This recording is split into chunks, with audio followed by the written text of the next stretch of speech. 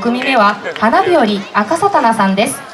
よさこいの本場高知の風を吹かせたいと花日和結成早5年目、5周年の今年のテーマはまさに優しき風吹かば、古城をそよそよと舞う風は薩摩おろしからの優しい風、そんな自然と癒しの風を感じていただけたら幸いです。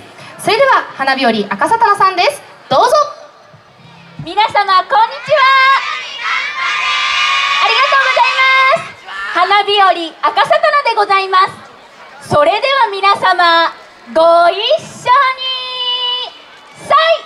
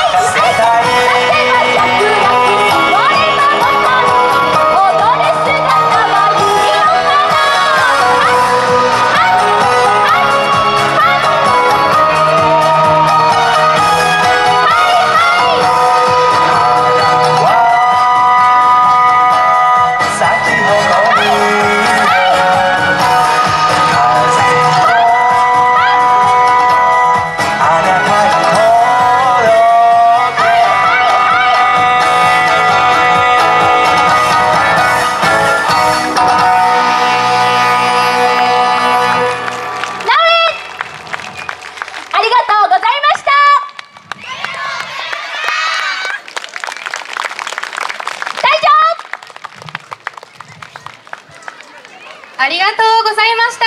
花日和赤さたなさんでした。華麗な演舞と